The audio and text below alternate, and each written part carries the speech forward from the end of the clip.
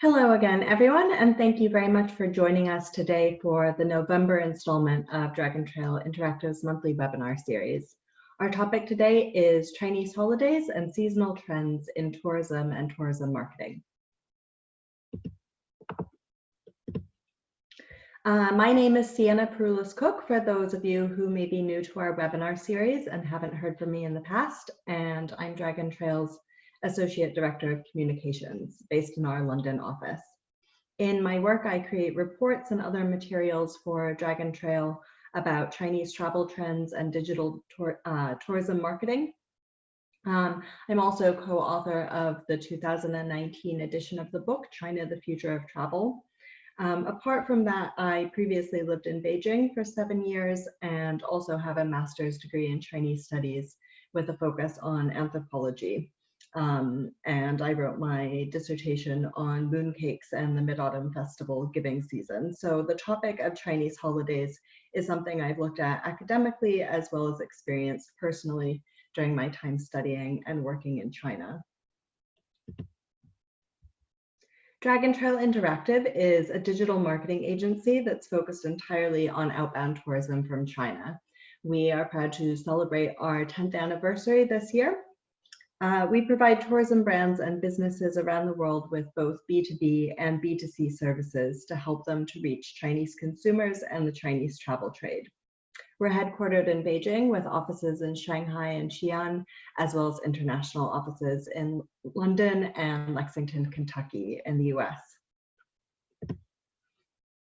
We work with around 80 clients on 6 continents, and this includes tourism boards, airlines, hotels, museums, car rental companies, and cruise lines, among other tourism brands. We've got quite a full agenda for today, and I'd like to start off the webinar presentation by discussing why it's so important to understand the particular seasonality of the Chinese tourism market. Then I'll move on to discussing public holidays and the most important times of year for international travel for Chinese tourism. I'll also talk about some of the data from the October holiday in 2019, so the biggest Chinese holiday season that's just passed, looking at top destinations as well as travel spending.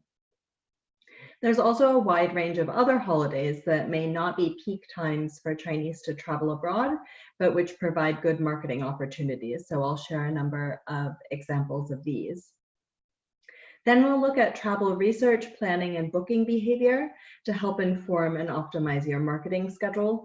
And we'll look at third-party studies as well as some initial findings based on Dragon Trail's own WeChat data from the last 3 years. Finally, there will be a chance for Q&A at the end of the presentation.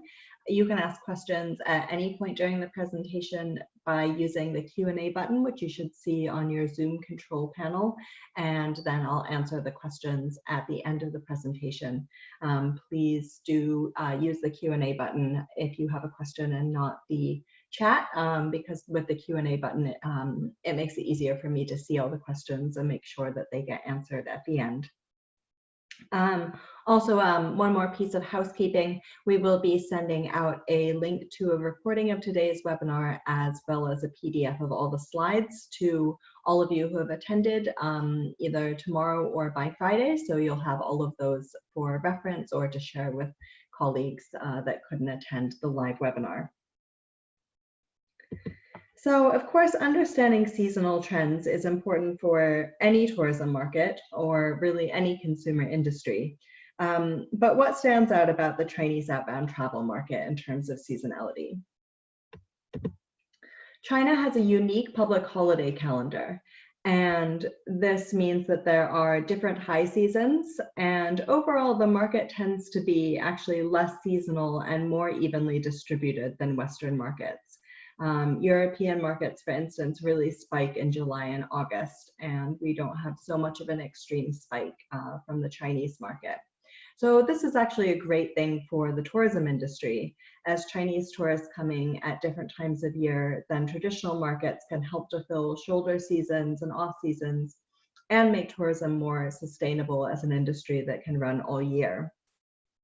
I've heard from destinations and businesses from Croatia to Greece to Uganda about how Chinese travelers tend to come in the early autumn, for example, after the European market peak has already finished, and how this is a very positive attribute for the Chinese market. A tour operator from Greece that I spoke to recently talked about how some of them, the businesses can still make a profit in the winter time because Chinese visitors are coming then when European visitors are really visiting mostly in July and August. Of course, the more you know about seasonal trends in Chinese tourism and Chinese holidays, the more you can prepare. This starts with marketing and goes all the way to in-destination promotions and activities, such as Chinese New Year promotions, like the one that you can see here, which was in a shop in Paris a couple of years ago. So what are the major holidays and travel periods in China? Every year in early December, the Chinese government releases the official public holiday calendar for the following year. And they have not released the official calendar for 2020, but I've put together a calendar of all the major public holidays, and my best educated guesses on which days will be the days off for those holidays. It can change a little bit every year, but this should be pretty close to what we see in the official holiday calendar that will be released next month, and then we can update this with the actual dates online. Because the Chinese calendar also has a lot of lunar holidays that change dates each year and can vary in the range of maybe 3 weeks, some details of the calendar can be hard to predict exactly without the official dates having been announced. But basically, the Chinese holiday calendar always includes 2 week-long national holiday periods at Chinese New Year and at the start of October, as well as 3 or 4 long weekends, which are mostly in the spring and early summer. I'll be going through each of these holidays in more detail later on. One additional factor that doesn't necessarily affect tourism, but is very important to know if you're working with partners or travel agents in China, is that public holidays in China nearly always mean that there are official working days on weekends, either before, after, or on either end of the holiday, to make up for some or even all of the days of the public holiday. Chinese travelers may use their personal annual leave to extend holiday periods so that they avoid these weekend working days and can have a longer amount of time off. But especially for younger employees, their annual leave entitlement is likely going to be very small. So holiday is it's quite limited for Chinese employees, especially compared to people working in Europe. And this, I think, can really contribute to the rushed pace of travel for many Chinese. Since they're trying to do as much as possible in a very limited window of time. And actually, even having nationwide public holidays like the weeks off in October and Chinese New Year wasn't even something that was introduced in China until the year 2000. And that's when the government created week-long holidays for Chinese New Year, the May 1st Labor Day holiday, and the October National Day. In 2008, they shortened the May holiday and then introduced shorter national holidays for Qingming, Dragon Boat Festival, and the Mid-Autumn Festival. So when do Chinese people travel abroad? Looking at 2017 and 2018 data from the Chinese Tourism Academy, we can see that it's actually fairly evenly distributed throughout the year, although there are some peaks during the summer school vacation months of July and August, as well as increases around Chinese New Year and the October holiday, as well as December of last year. One important thing to remember when looking at these overall numbers of all of the outbound trips is that around half of Chinese outbound travel is to Greater China, so that includes Hong Kong, Macau, and Taiwan. So this also counts things like weekend trips to Hong Kong from Guangzhou or Shenzhen, for example, and can be part of the reason that it seems like it's a quite even distribution of outbound trips. So if we're looking at long-haul destinations, I would imagine that we would see more seasonal variation. Also, with similar peaks during the summer school vacation, Chinese New Year, and the October holiday, but maybe a little bit more obviously so, since you need more time and planning to go to a long haul destination than Hong Kong or Macau. The World Tourism Cities Federation 2018 survey data, for example, shows that around 83% of respondents said that their last outbound trip was either during a school holiday or a national holiday period. So now I'd like to go through the Chinese holiday calendar in chronological order, starting with Chinese New Year. This is also known as Spring Festival in China, or the Lunar New Year, as it's celebrated throughout East Asia and not just in China. As you probably know, it's a lunar holiday, so the date is different each year. However, it is always between the end of January and the middle of February. There were more than 6.3 million outbound trips for Chinese New Year in 2019, with strong growth overall and especially for the FIT market. Asia, and especially Southeast Asia, is a popular destination at this time of year, but with 1 week off as a public holiday, as well as a 4-week school holiday, it's also a good time for long-haul travel. Like Christmas in the West, Chinese New Year is a holiday that is meant to be spent together with family. So it's a time of year to travel together as a family. You might see adults traveling with their elderly parents at this time of year, for instance. As well as a good time to visit Chinese family who might be living overseas. This coming Chinese New Year is on Saturday, January 25th, but actually the most important day for the celebration is New Year's Eve, so it'll be the evening of Friday the 24th. And then the whole Chinese New Year period lasts for 2 weeks with different kinds of celebrations and different days within those 2 weeks. Ending with the Lantern Festival, which is 2 weeks after Chinese New Year itself. 2020 will be the year of the rat, and I understand that from a marketing perspective, this might seem like a challenge since rats don't have a lot of positive connotations in Western countries. But on this note, there's nothing to worry about. The word in Chinese for rat also means mouse. And as you can see from some of the examples that I put together here, this can be represented in very cute, aesthetically pleasing ways. In 2008, which was the last year of the rat, there was a lot of Mickey Mouse branded stuff being sold for the holiday in China. And you can see here that Disney actually had a Year of the Mouse campaign. The most important aspects of Chinese New Year celebrations are food, fireworks, and family. So these are all things to take into account if you're organizing an event or creating marketing around the holiday.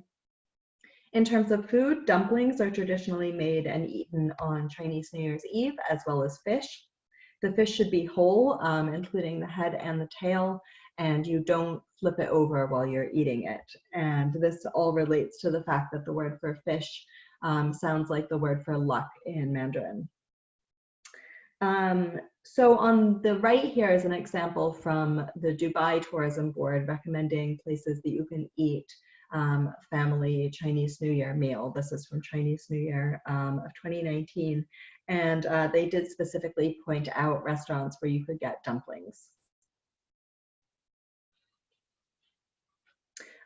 Fireworks and firecrackers are a major part of Chinese New Year celebrations in China, and content about fireworks shows in general, not just for Chinese New Year, tends to get a lot of views on WeChat. So if you are organizing some kind of celebration that includes a fireworks show, this is something that might be very attractive to Chinese tourists.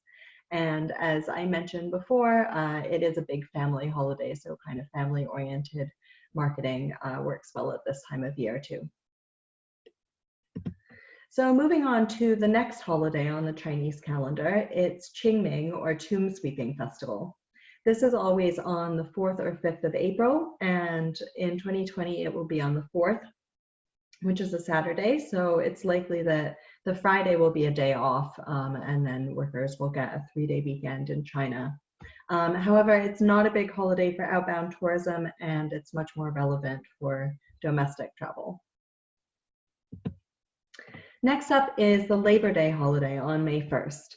This was a week-long holiday from 2000 to 2008, as I mentioned before, and then it became a one-day holiday or a three-day weekend, depending on where it fell in the week. But then in 2019, they announced in March that because the holiday fell on a Wednesday, it would be lengthened to 4 consecutive days. So you can see on this calendar here, the pink days are the 4 days off that people had. So that's Wednesday, Thursday, Friday, and Saturday.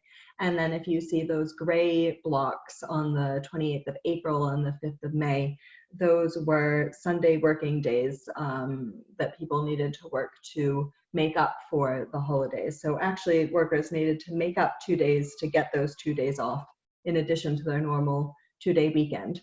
So it wasn't actually more time off than a normal white-collar worker might expect to get anyway, but they were 4 consecutive days, which does provide the opportunity for travel. And this did stimulate travel.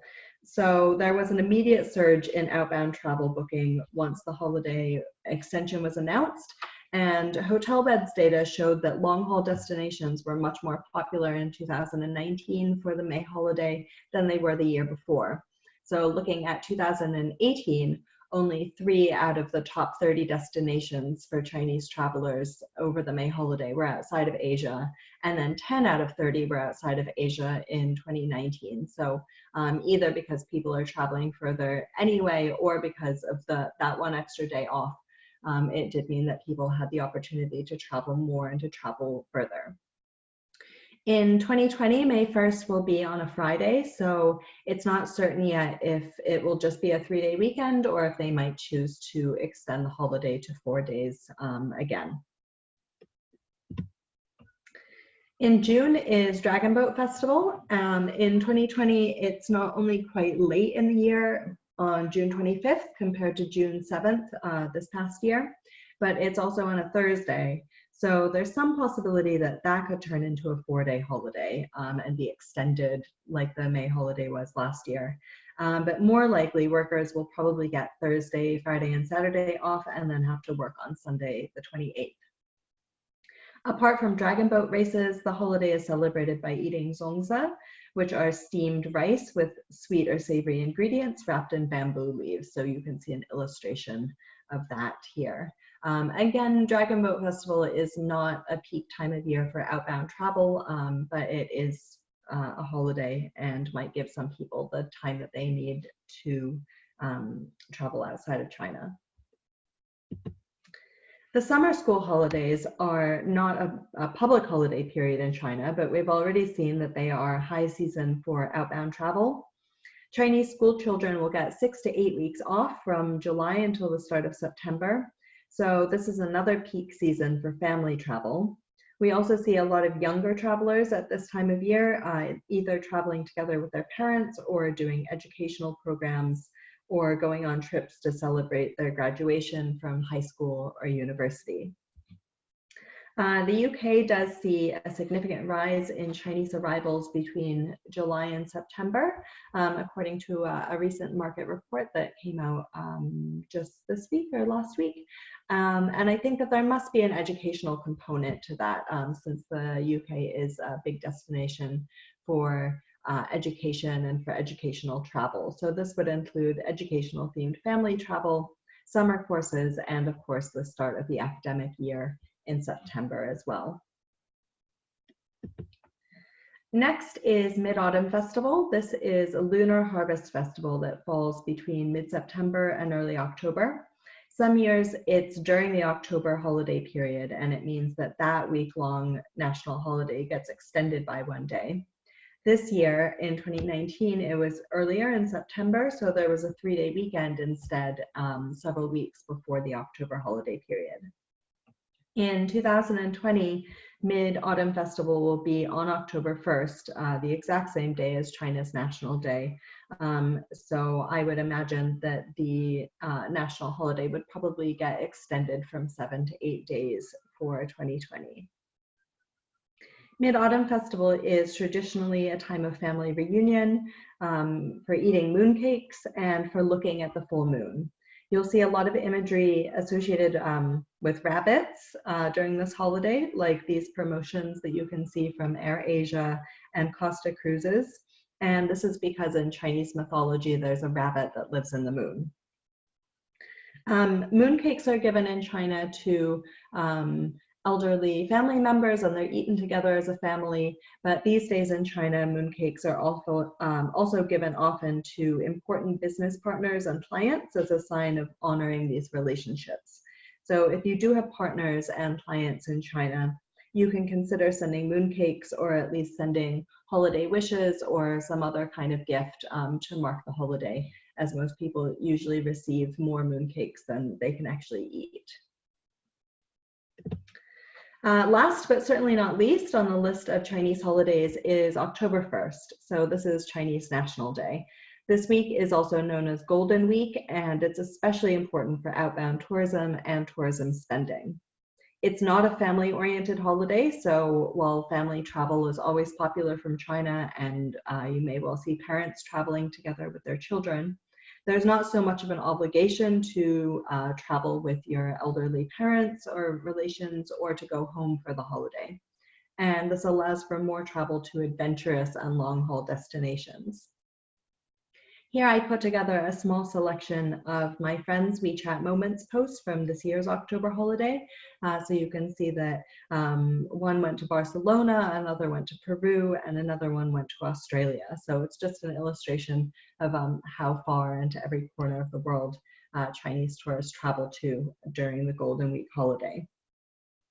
It's also a peak period of the year for Chinese shopping overseas, so it's a great time to provide special offers, limited editions, or other promotions to entice Chinese customers. And if you are looking for more information specifically on opportunities for retailers during these Chinese holiday periods, you could check out the recording of a webinar we did 2 months ago, which is on our website, and it's specifically about Chinese shopping overseas. And the recording of that is on the video section of our website. So now I'd like to talk a little bit about October holiday 2019. As you may have seen from the previous slide, it was estimated that about 7 million Chinese made trips outside of the country during this past October holiday. Depending on which official numbers you look at, the ones either from the Ministry of Culture and Tourism or the National Immigration Authority, it looks like Chinese outbound tourism either was stagnant or actually declined in 2019 compared to 2018. However, for most long-haul destinations, I think this is really nothing to worry about. And of course, there were lots of destinations around the world that saw big increases in Chinese tourists. The numbers are very much affected by the decline in Chinese tourism to both Hong Kong and Taiwan. In Hong Kong, obviously, there's continuing unrest, and it has really had a very big effect on Chinese tourism to Hong Kong, as well as tourism from all over the world. And for Taiwan, independent Chinese tourists from the summer, they're not able to get permits to visit Taiwan as FITs anymore. They have to travel together with a group. And so, of course, this is having a very negative effect on Chinese tourism to Taiwan. So when you think of the fact that Hong Kong, Taiwan, and Macau already make up about half of all Chinese outbound trips, and if 2 out of 3 of those destinations have issues that are causing a decline in Chinese tourism, then the overall numbers of outbound trips can decrease a lot just based on those 2 destinations. So looking at C-trip data here, comparing 2018 and 2019 for the top outbound destinations for Chinese tourists, you can see that Hong Kong and Taiwan, which were ranked number 3 and number 6 in 2018, are off the top 10 list entirely for 2019. Japan and Thailand are still the 2 most popular outbound destinations in general, as well as for the October holiday. They've just switched positions in 2019 from 2018. Singapore is a destination that is actually benefiting from the decline in tourism to Hong Kong, since many people are going to Singapore as an alternative. Singapore also introduced a 72-hour visa-free policy for Chinese citizens if they're en route to a third country or returning home. So this again is benefiting Chinese outbound tourism. What's interesting also on this list from Ctrip for 2019 is that in 4th and 5th places we had the US and Australia.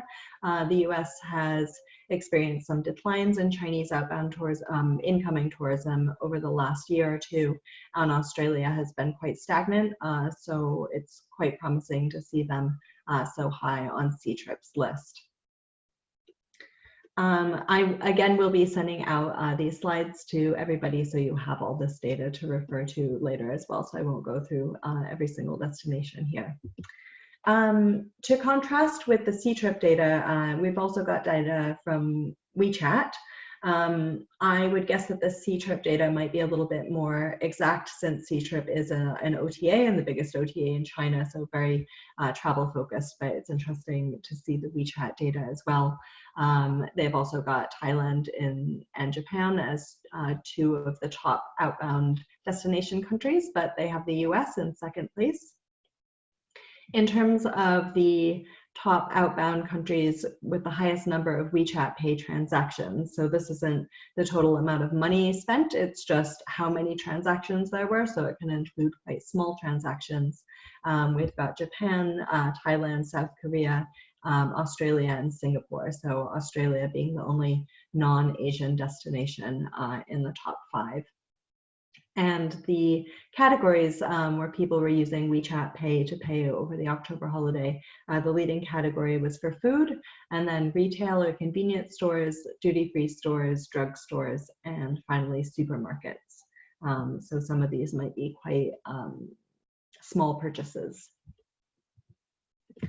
To contrast with the number of payments data that was released by WeChat, Alipay released data on the top destinations by transaction volume. So Alipay and WeChat Pay are the two leading mobile payment platforms in China. Alipay is the market leader, but the market is very much dominated by those two platforms, and most Chinese people will have both. The Alipay data, again, as with the destinations, showed that Thailand and Japan were the two countries where people spent the most money using Alipay. Then there's quite a lot of stability in the middle of the list from 2018 to 2019.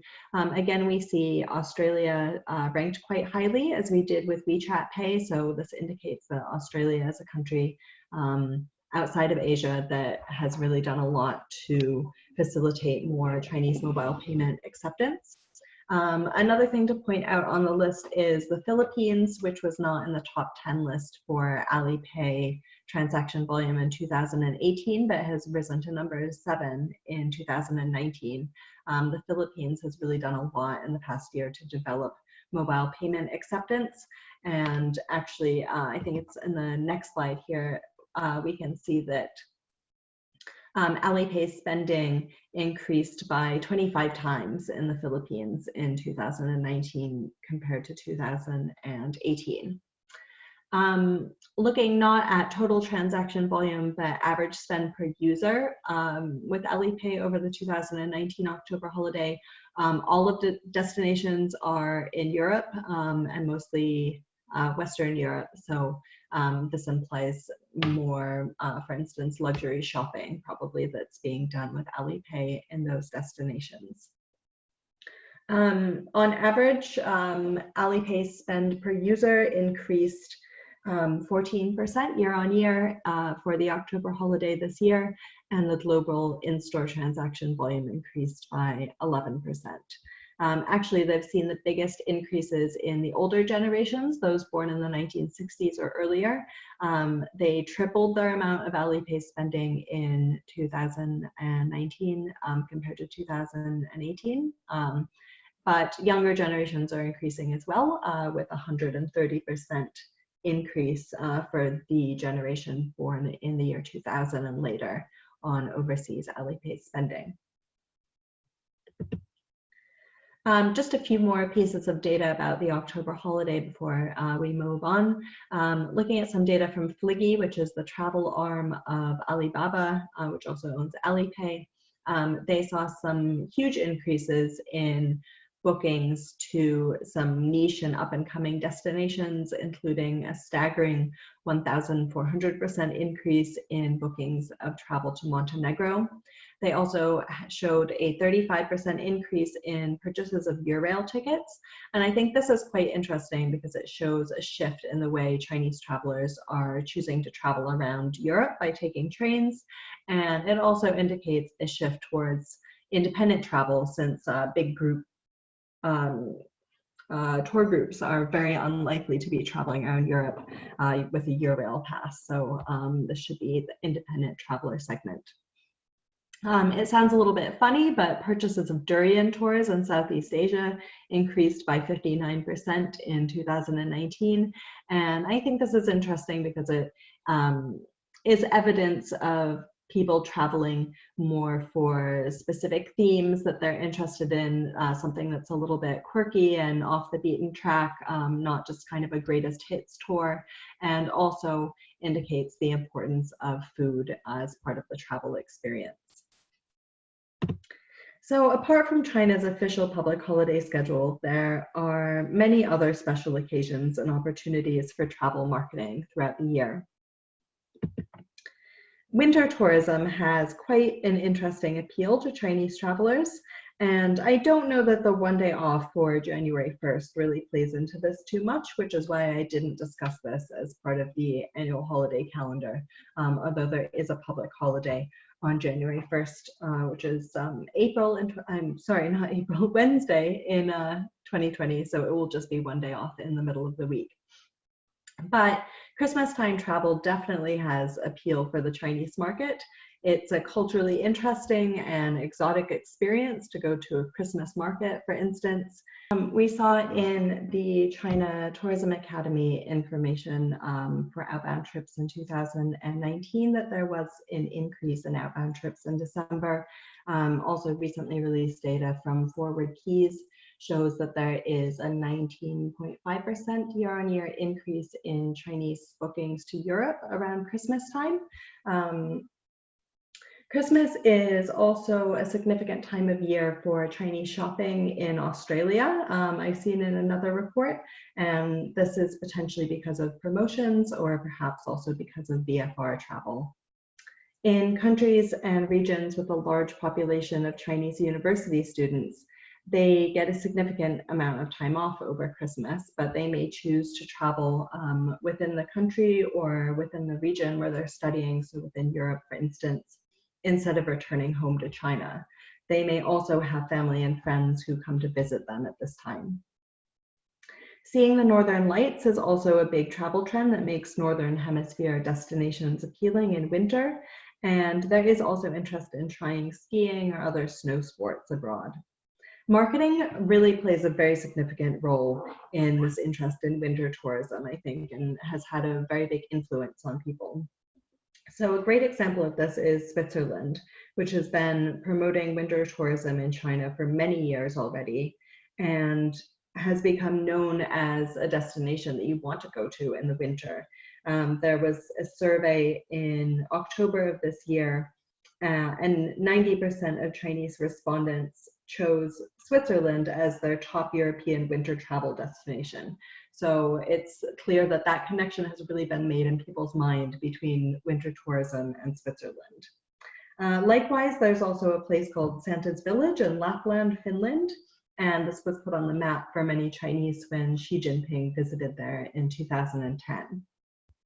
Germany has also done a lot to promote Christmas tourism through both B2B and B2C channels. And Edinburgh promotes Christmas and Hogmanay, which is kind of an extended New Year celebration in Scotland. They do that with B2C platforms as well as by using Chinese KOLs or key opinion leaders to promote travel in Edinburgh at this time of year. Romance has been a very popular theme for travel-related WeChat content in 2019. And there are not one but 3 Valentine's days throughout the year that you can tie related marketing content to. The first is obviously February 14th, Western Valentine's Day. Then there's also May 20th, since 520 sounds like I love you in Mandarin. Then there's Qixi, which is also known as Chinese Valentine's Day, and that's a lunar holiday that's celebrated in August. Here we can see some examples of romantic posts related to these 3 days over the past year by the Louvre, by Edinburgh Tourism, the New Zealand Tourism Board, and Star Cruises. So these kind of romantic holidays can be used by many different industry verticals. On the opposite end of the spectrum from Valentine's Day is Singles Day, or Double 11. This is a major shopping day in China, thanks to Alibaba, which has promoted it as an e-commerce shopping holiday. I'm sure you've seen many news reports about it just in the past week. It is also increasingly a shopping holiday when people buy travel products. And Fliggy, which as I mentioned before is the travel arm of Alibaba, reported an annual growth rate of more than 30% for the sale of travel products on Double 11.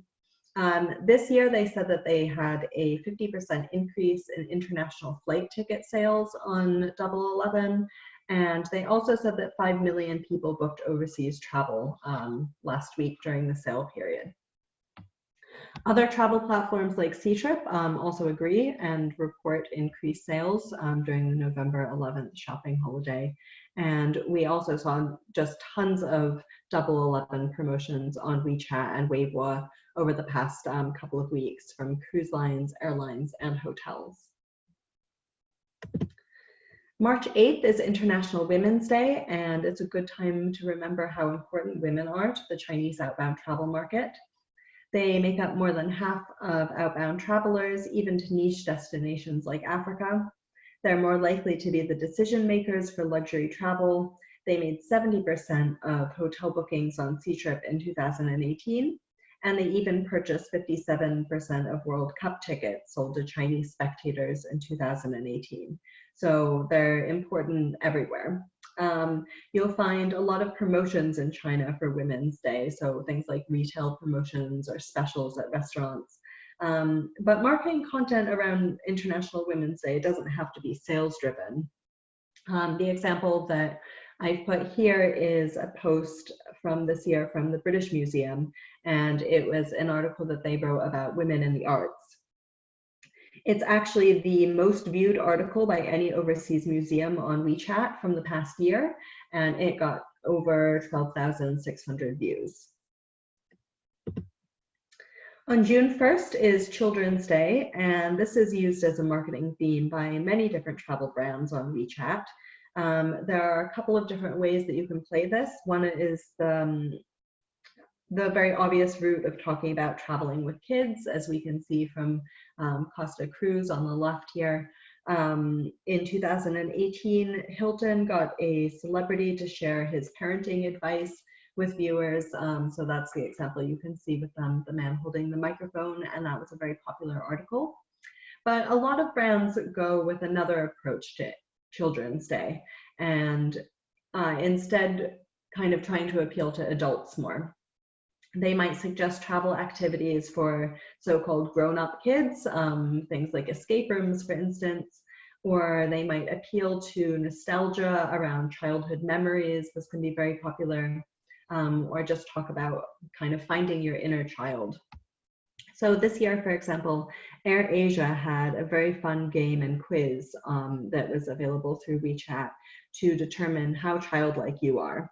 And you go through the game choosing your answers to different questions, and then it gives you the result at the end. I scored 78% childlike, and it advised me to visit Johor Bahru in Malaysia.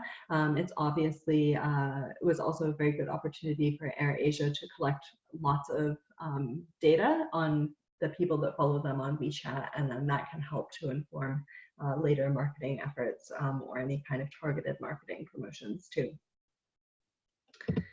And then offering information about your destination's holidays and festivities works very well for destination marketing as well. It doesn't have to always be about Chinese holidays or holidays that are celebrated in China.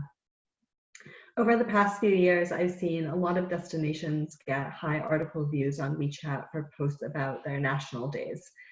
So in 2017, this worked very well, not just for Destination Canada, the National Tourism Board, but for many smaller destinations around Canada that posted about the country's 150th anniversary celebrations in July of 2017. National days are also a good opportunity to let travelers know some essential things about your country or city. We can see that that is what Zurich has done with their annual post on Swiss National Day. There's an example here on the left where they included kind of essential things that you need to know about Switzerland, and one of them was the Swiss Army knife. So of course, seasonality isn't just about when Chinese tourists are outside of the country traveling, but it's also about understanding how to align your marketing with when travelers are looking for information and inspiration, and also when they book their travel. There's a lot of information out there about how Chinese travelers have comparatively short lead times for booking travel, and they can even be quite spontaneous with travel, especially for short trips. But while booking times might be getting shorter, the planning stage can actually be quite long. And Chinese travelers are more likely than other nationalities to plan their trips in detail before leaving, and they're more likely to book tickets for events and tours before they travel. So I think Chinese travelers might be going on spontaneous long weekends to Thailand, for instance, but it's not very likely that they'll go on last-minute trips to long destinations that require visas, like Europe or North American destinations. So you still do want to be thinking several months out in terms of capturing the traveler when they're starting to think about their trip and make their plans. We're going to look at some findings from WTCF's 2018 report first, and then have a first look at seasonal trends from Dragon Trail's WeChat data. WTCF's traveler survey found that around 60% of Chinese travelers chose their destination 1 to 3 months in advance, with another 19% planning more than 3 months in advance. So this is kind of still quite a lot of time for planning, rather than just a spontaneous trip on a whim, which was chosen by only 8% of respondents. A recent market report from Visit Britain showed that 53% of Chinese traveling to Britain chose the destination at least 3 months before their trip, and 42% said that they were starting to think about their trip more than 6 months in advance. So you do want to inspire and attract these travelers quite early. Flight bookings are a bit closer to the time of travel. Logically, you would choose your destination first and then start to look at flights. And nearly half of survey respondents said that they booked their flights 1 to 3 months in advance, with nearly 37% waiting until the last month before traveling. Then hotel bookings get closer to the travel time still, with more than half of Chinese travelers waiting until the last month to book their hotels. At Dragon Trail, we've been collecting data on WeChat content readership for nearly 3 years now for destinations, airlines, and cruise lines. And we added hotels and museums and attractions a little bit later, so nearly we have about 1.5 years of data on those categories so far. So we have been releasing reports quarterly that look at top content themes and content strategies based on this data. But now we're starting to look at all of this data to see what kinds of seasonal trends emerge too, as this can tell us a lot about the most effective times of year to launch campaigns or publish useful or inspirational content that's aimed at attracting visitors at certain times of year. We'll be doing a lot more analysis in the future of this data and creating a full report. So that's a disclaimer. Today's webinar would put together just some very initial findings. To make this a bit easier to digest and apply to your destination, I've color-coded the world regions in this list of seasonal peaks that we see looking at data from January 2017 until November 2019. So this is just looking at readership on WeChat for articles published by destination accounts. Asia is a bit different from the long-haul destinations in that the peak for WeChat article views is generally just before or after holiday periods. So before and after Chinese New Year, around the May holiday, at the start of July, the start of the school holiday, and in November. For the Americas, and when I say Americas here, I'm really referring to North America because Peru is the only other destination in all of the Americas that has had a WeChat account that's active for so long that we've been tracking it and have more than 1 year of data. So in 2017, there were peaks for North American destination accounts in August and December, and then this changed a bit in 2018 and 2019. Views overall, not for every account, but as a whole, have been declining for these destinations during this time. But we can still see pre-Chinese New Year increases in readership, as well as some peaks in the spring that might be related to summer travel or potentially to the May holiday. In Europe, we can really see peaks a few months out before major holiday periods. And then the months where there are no peaks for any region are April, June, and October. And I imagine in October, it's because people are traveling at that time, so they aren't looking for new inspirational content, or they've just returned from their travels.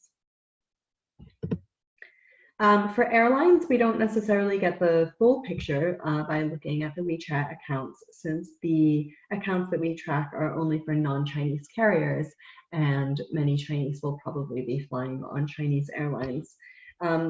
However, there are some significant trends that we get from looking at international carriers. For all 3 years of our data, Southeast Asian airline accounts showed peaks in April, August, and November for views of their content that they posted on WeChat. European airlines are quite similar to European destination accounts, as are Asian airlines, kind of matching up with when people are looking at content from the destinations too. We also saw a spike in Asian airline article views in April 2019, which I imagine could be related to the announcement of the extended May holiday this year. North American airlines and destinations overlap in their peaks in both March and May, but not later in the year. Though, as I mentioned earlier, the North American destination views have been a bit less consistent for seasonality than other destinations so far. So to go just a little bit deeper with some of this data, the Asia Pacific region shows increased WeChat views before the May holiday and before the October holiday. Australia and New Zealand airlines got increased views in August, so 2 months before the October National Day. We also see a peak for both destinations and airlines in November. So this may be early planning for Chinese New Year, or perhaps it's a time of year when the October holiday is over and travelers are wanting to start thinking about their next trip. For the Middle East, we see airline views increasing in March and then destination views increasing later in May. Here it might be that travelers are flying an airline like Emirates to another location, and then later they do some research to find out what to do in their stopover. Or perhaps they book the flight first and then start planning the details of the trip later. For European and the few African destinations that we track on WeChat, we see an increase in views for both destinations and airlines in August. So this is very likely linked to planning for the October holiday. And for cruise lines, we earlier this year looked at 2 years of data for the leading cruise lines accounts between August 2017 and July 2019, and saw peaks in viewership of WeChat content in March, the early summer, and in October. So as I mentioned earlier, this is really just the beginning of a deeper look into our WeChat data and what we can learn from it. So as we expand on this project, we can look more thoroughly at regional trends and industry verticals and do more analysis of the numbers there. And we will also be able to offer account-specific customized reports for brands that are interested in these services. So please do get in touch with us directly if you'd like to discuss this further about doing a report that would look specifically at seasonality for your brand and maybe comparing it to other accounts in the same industry vertical or in the same part of the world. So I'll wrap up now before the Q&A section by letting you know about some additional and upcoming resources to learn more about Chinese outbound tourism. The first is our website, dragontrail.com, where you'll find recordings of all of our previous webinars, as well as additional videos, reports, articles, infographics, and weekly brand rankings for both WeChat and Weibo. Our Weibo rankings is a new resource that we've recently made available. You can also find on the website information about all of the marketing services we provide and case studies of our work. For regular updates, you can subscribe to our monthly newsletter and also follow us on social media, where we're active on LinkedIn, Facebook, Twitter, as well as WeChat. Just a few weeks ago, we launched the Spanish language version of our website, which you can visit at es.dragontrail.com. And this is part of our commitment to the Spanish-speaking world and our strong belief in the growth potential of Chinese tourism to Latin America, as well as to Spain. Many of you will already know and may have a copy of the 2019 edition of our book, China, the Future of Travel. But in case you don't have this essential handbook to Chinese outbound tourism and the travel industry, you can fill out the form at chinafutureoftravel.com for your free electronic copy. Finally, we still have time for one more webinar before the end of this year. So please join us again on Wednesday, December 11th to learn all about KOL or key opinion leader / influencer marketing for Chinese tourism. You can find more information about the webinar and register for it on our website. The URL is below and will be included in the PDF that we send out to everybody in the next couple of days. And you can also find it on the events section of our website. So now we're ready for the Q&A section of the webinar. If you have any questions, you can also get in touch with us directly. My email's at the bottom left of the screen, and you can always email communications@dragontrail.com as well. I'm also going to launch a quick